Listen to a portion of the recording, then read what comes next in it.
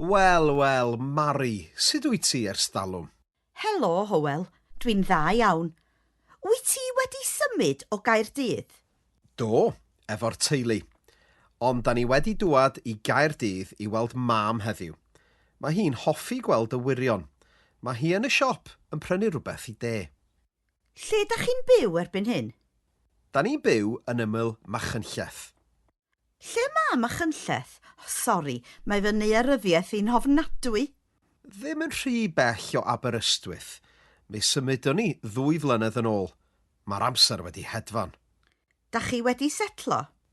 Do, roeddwn ni'n byw yn Birmingham am 2 blynedd, cyn Caerdydd, felly mae'n braf byw yng nghefn Gwlad Cymru. Mae'n brydferth iawn. Da ni'n medru cadw ieir a gwyddau. Lle dych chi'n byw erbyn hyn? Yng Nghaerdydd, mae'n debyg. Ia, wrth gwrs. A deud y gwir, faswn ni ddim yn licio byw yn y wlad. Pam, tybed? Merch y ddinas dwi. Wel, braf dy weld ti. Mae mam yn dŵad allan o'r siop rwan. Rhaid i mi fynd. Hwyl, Mari. Hwyl, Hywel. Mwynha fyw yn y wlad, yng nghanol y defaid a'r gwartheg.